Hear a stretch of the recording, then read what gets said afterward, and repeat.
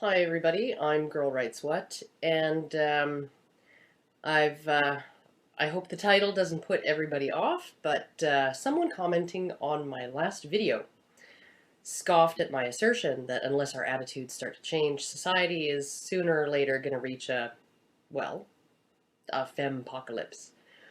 That is, feminism will eventually help bring about an economic and social collapse. A lot of people are really unable to wrap their heads around that idea because we've all been told ad nauseum that feminism is a cause of prosperity, when in reality it's largely, maybe entirely, a consequence of prosperity. I mean, let's consider patriarchy, or to put it another way, the social contract of marriage and fatherhood. This system benefited all parties in a world of largely manual labor, much of it since the agricultural age, simply beyond the physical capabilities of women. Remember that we're also a species whose offspring have one of the longest periods of complete helplessness and immobility of any on Earth, and whose maternal parent lactates to provide nourishment to those offspring for up to 4 years. Because men weren't burdened with the gestation, lactation, and care of children, as individuals, they can subsist and survive while expending only a very small percentage of their capacity to perform labor.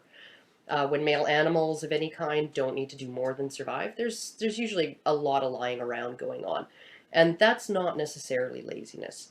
It's efficiency. It's only smart. Expending more energy on work than you need to, especially when that work is physically demanding and negatively impactful on your health or downright dangerous, is just really foolish.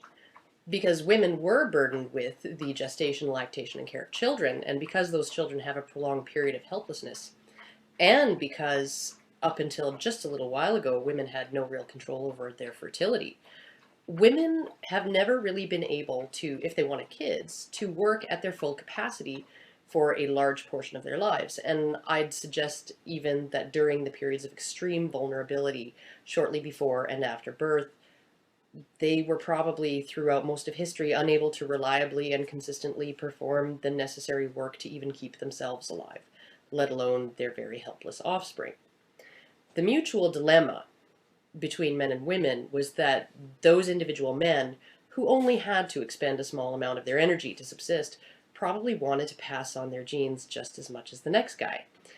And those individual women, they really needed some help and support in order to successfully raise their children in a world without daycare, a social safety net, maternity leave, baby formula, safe, easy jobs offering flex time and health benefits.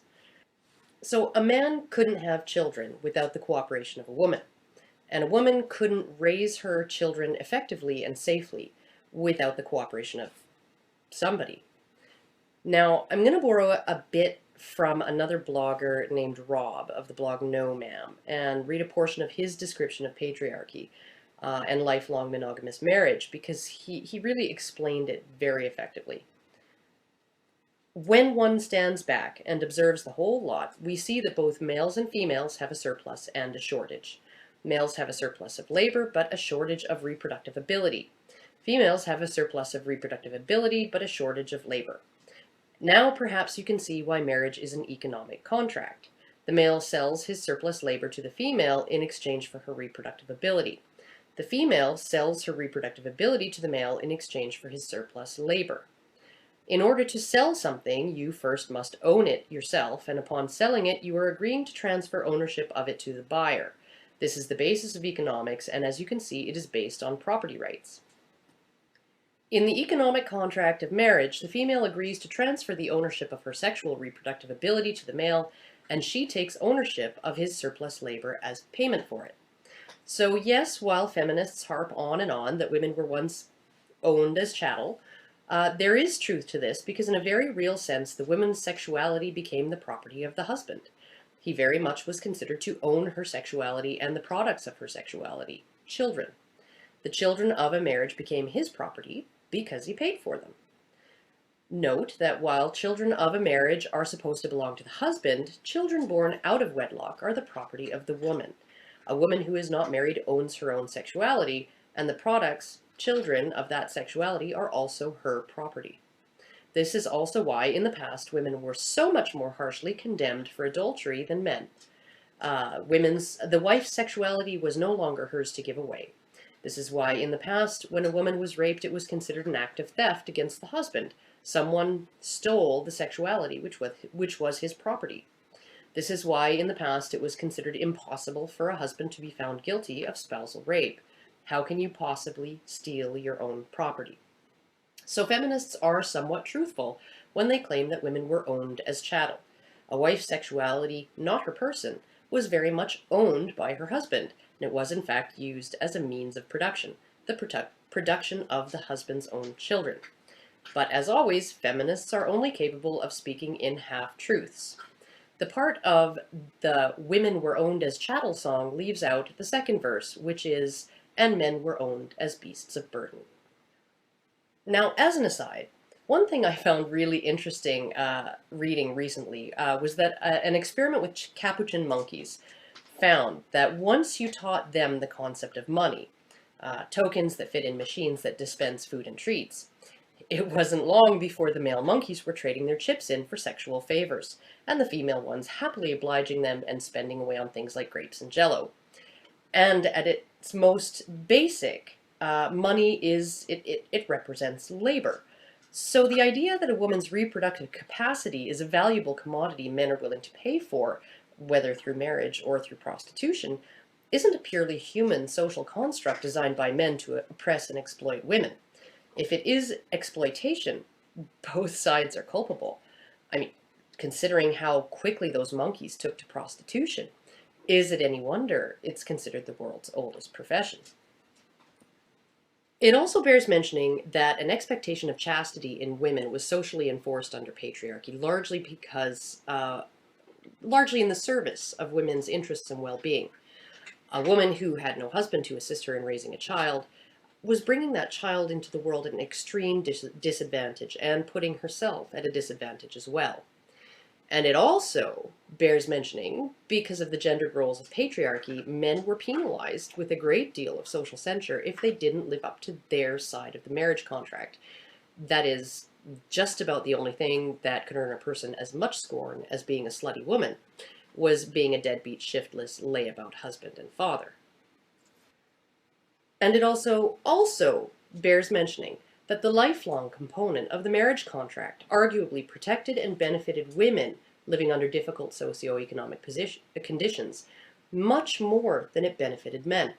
Men's value in the economics of marriage was likely to increase over time as he accumulated job experience, savings, and property, while a woman's value, her reproductive capacity, peaks at a very early age and disappears long before she'll die of old age. Lifelong marriage protected women from husbands who might abandon them when their fertility and all their options were gone in favor of someone younger, from a man essentially using up the best, most valuable years of her life and then trading her in for a newer model.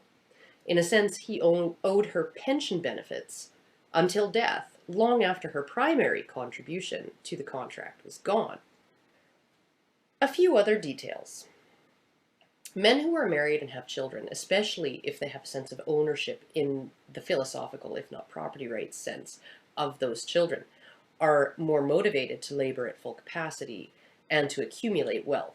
Historically, within marriage, when a child is born, a man will often scale up his participation in paid work.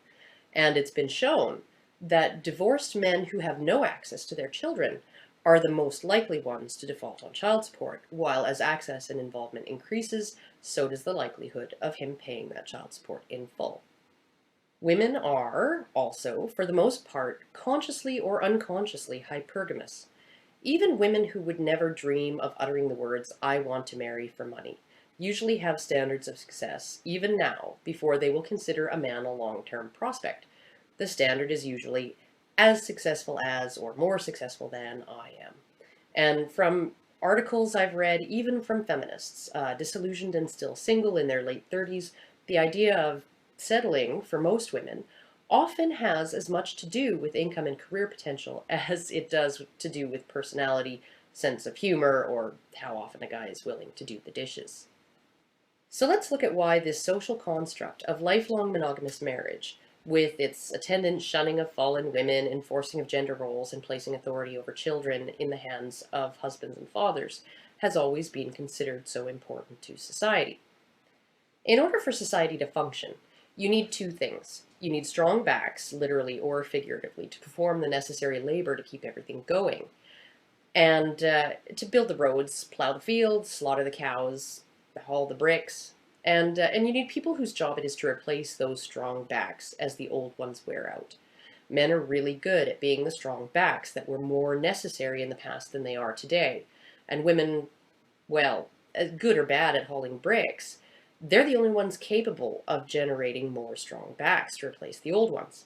It was really in society's interest to keep women at that work, because without modern medicine and other luxuries, infant mortality rates and lower life expectancies required more babies to be born in order to keep everything chugging along.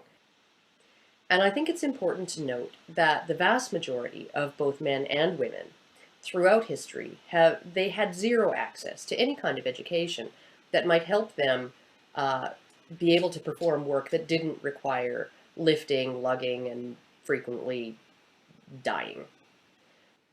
Patriarchy worked very well for society overall because it provided women with the surplus labor they required in order to raise their children under the best circumstances possible, at no cost to anyone but husbands and fathers. And men's ownership of their children motivated the vast majority of men to do more than just subsist, to essentially labor at more than minimum capacity. That meant that a lot of work got done, and the economic surplus generated was handed directly to the women who needed it. Of course, this arrangement would have benefited some women more than others, the women who married rich, I guess, and some men more than others, the ones whose wives didn't turn out to be barren. And it could easily benefit one party in a particular marriage more than another. But for the most part, in its function as the smallest building block of society, it worked like whoa and like damn. In fact, it's recently been suggested by anthropologists that the Neanderthals died out because they employed an egalitarian division of labor in a world that didn't lend itself to maintaining and growing populations through equal distribution of labor and equal distribution of risk to life and limb. Once the hapless, egalitarian Neanderthals met up with modern humans who had a more gendered division of labor based on prioritizing women's safety, it was pretty much all over for them. And this is generally what's happened to all societies based on arrangements other than some form of patriarchy. The few matriarchies that have existed through history tended to be small, poor, isolated, and pretty much disappear the moment they came into contact with their neighbors. Now, I've heard some people posit that there's no reason to believe a matriarchal society can't be just as successful as a patriarchal one, now that the world, technology, and the nature of work has changed so drastically. I think there's probably plenty of evidence already to the contrary. For instance, the UK has essentially become a partial matriarchy with respect to the base unit of society. Neither children nor women's sexuality is owned in any way by men. On the contrary, even children born into marriages are essentially the property of the mother, not the father. In addition, single motherhood is a growing norm over there, with about half of all babies born to unmarried women and at least 20% of children currently living in single mother households. However, even now that we have safe, easy indoor jobs that pay decently, women still seem to require the surplus labor that used to be provided by husbands and fathers, in the form of maternity benefits, if nothing else. They get that surplus labor now from the state. Men contribute a disproportionate amount of tax revenue to government coffers, and women pull a disproportionate share of the benefits. Women also get that surplus labor in the form of forcible extractions through alimony and child support from divorced fathers, or child support from single men who often didn't even consent to become fathers. The UK government has also been rather lackadaisical about the idea of fathers having access to their children. And as I mentioned above, when fathers don't have access to their children, they're generally less productive and pay less child support. Fathers who never wanted children are probably in the same boat as those who were banished from the lives of children they did want, especially since they're penalized for their productivity. The more they earn, the more is taken in child support. So not only are they not motivated to be more productive through a sense of ownership of their children, they're incentivized to be even less productive than they might have been, because any surplus they generate is going to be seized anyway. And because this surplus of labor is not willingly handed directly from men to women, that is, because it has to be extracted in one way or another from men, that means a growing bureaucratic machine taking it from men and handing it to women, eating a share of it as it performs that service.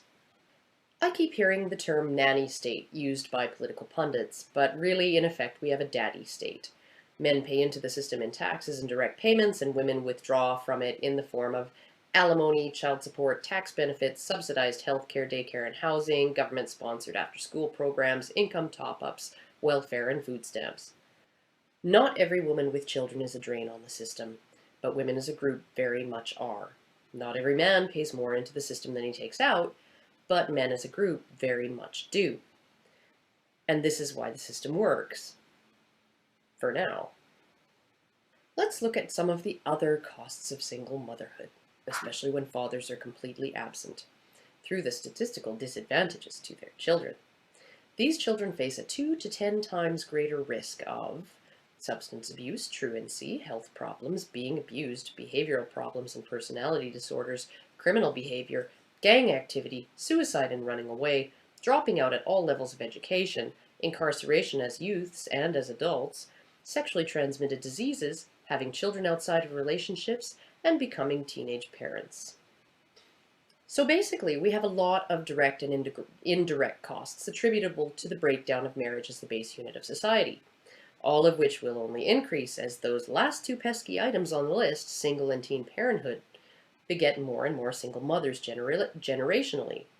Not only are single mother families more likely to create daughters who become more dependent on government, they also create sons who are more likely to be non-productive members of society.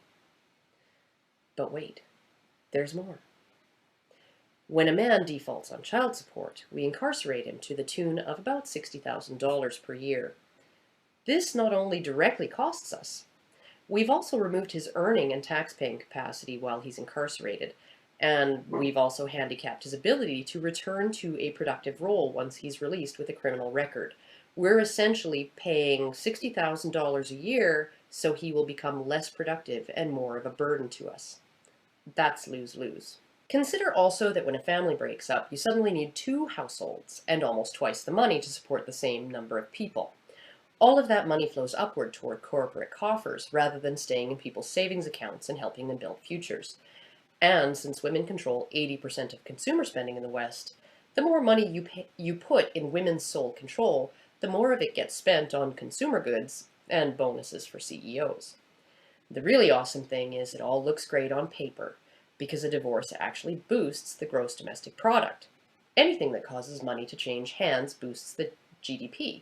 To the bean counters, the harmful rotten beans are just as good as the nutritious fresh ones.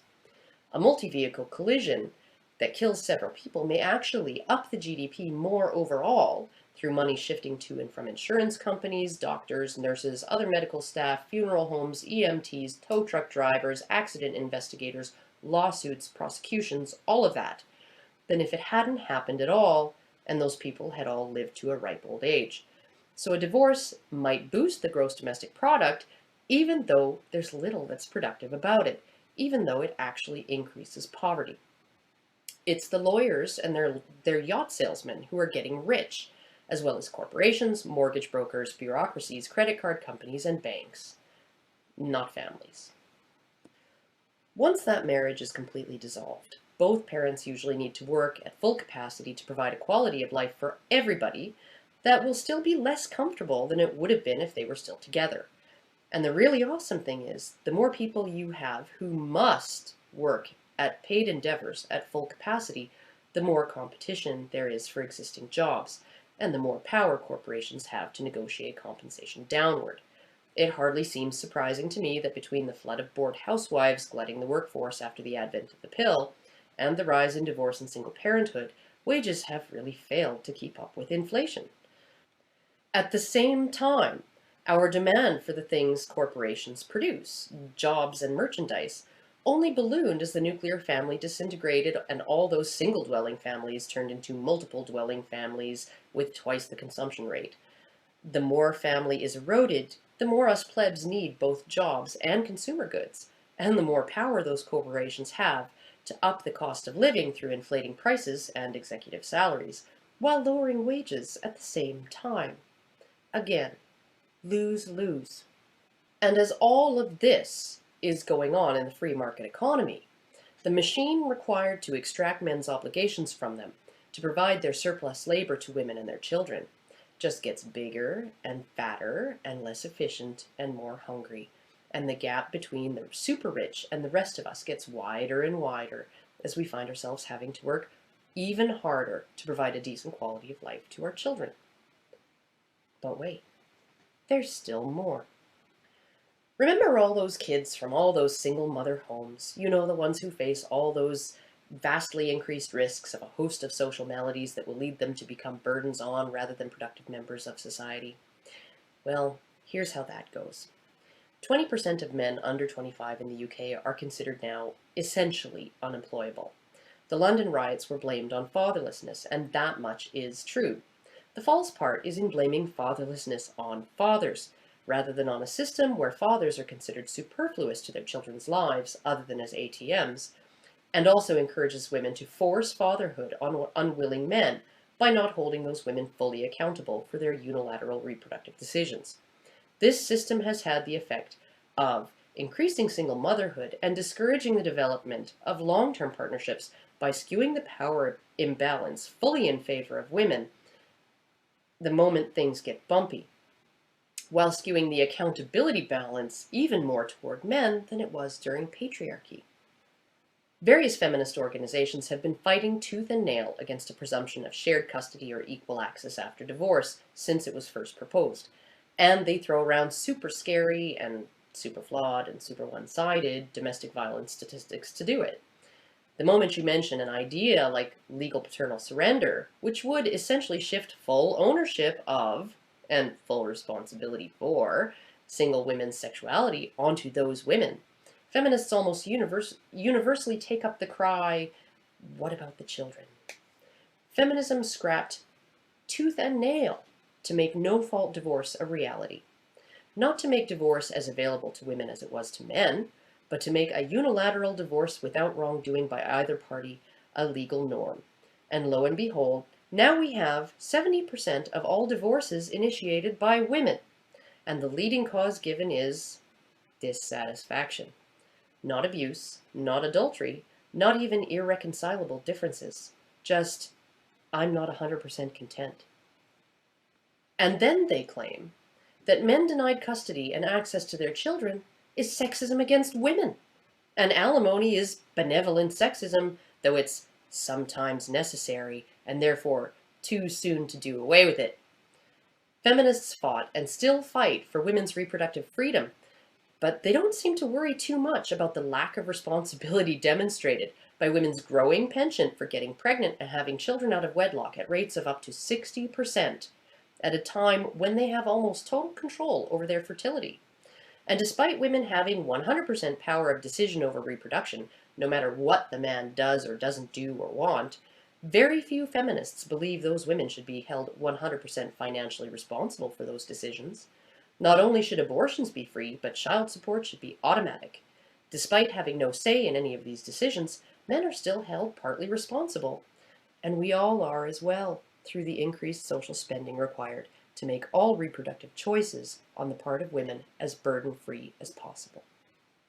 Reproduction may be women's burden, but it's their power as well, and feminism seems happy to not only indulge any irresponsible exercising of that power, but has suggested and implemented measures designed to ensure every single decision a woman might make with respect to her reproductive ability, whether wise or foolish, comes with as little cost to the woman making it as possible.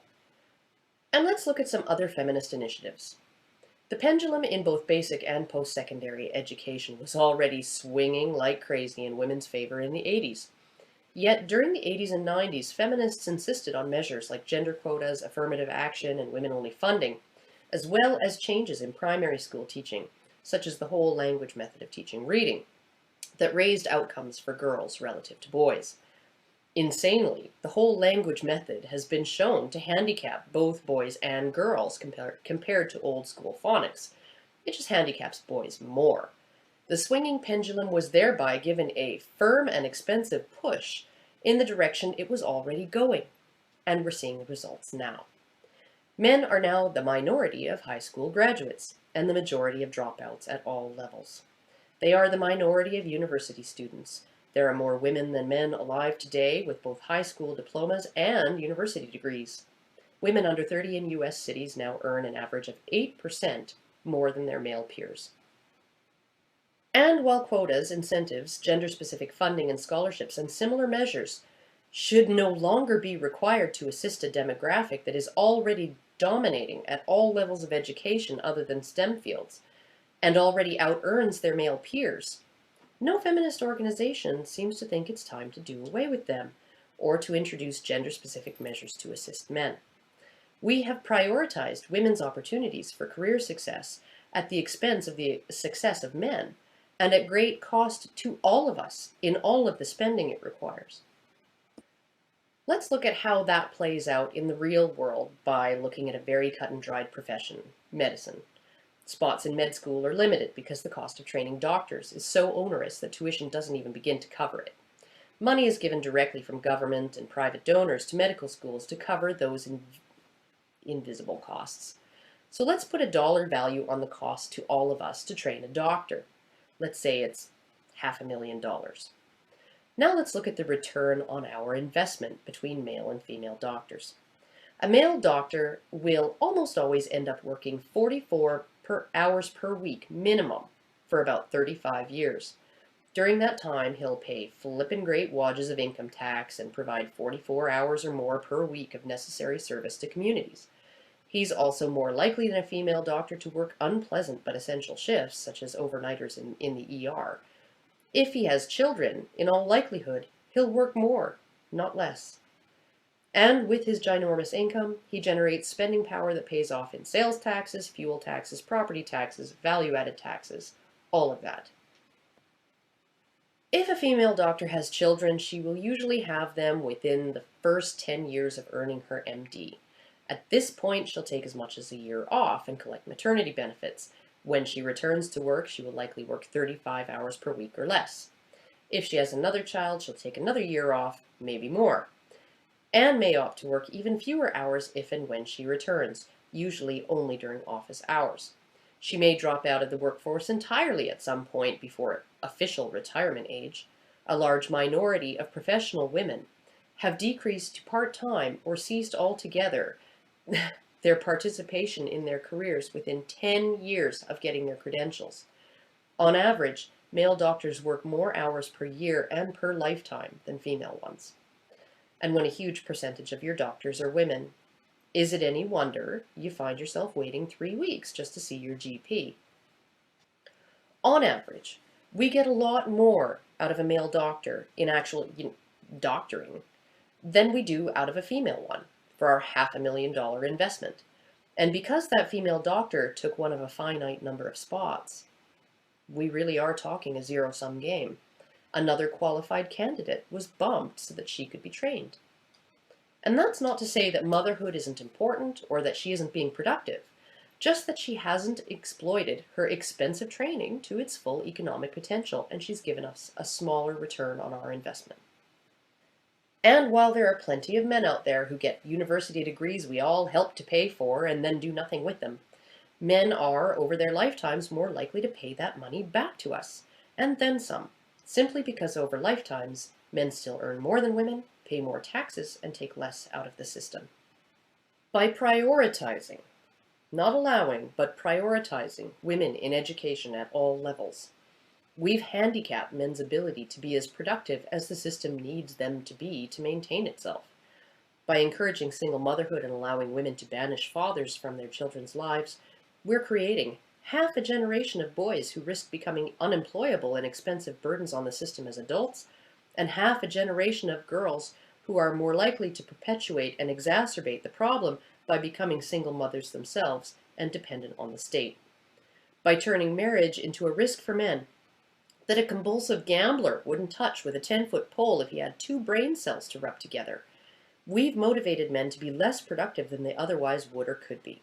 And by inserting a ravenous middleman into the contract between men and women for men's surplus labor, we've only managed to increase the size of government, its mountains of expensive red tape, and the deficits it routinely operates on.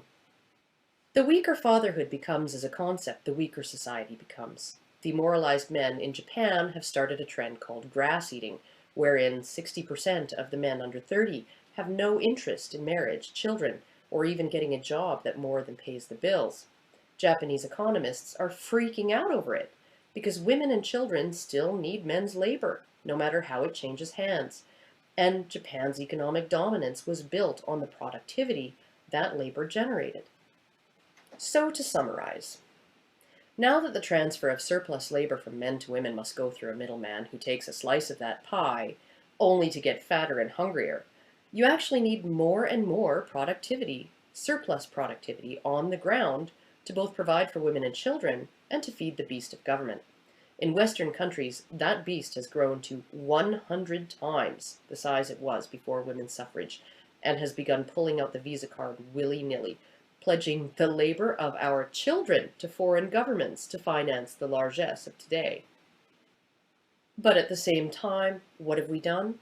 We've removed all the motivation men have to become economic generators by removing all the benefit to them of marriage and children. So more and more are refusing to do the 50-hour-a-week thing and are opting for part-time jobs, beer, and Xbox instead.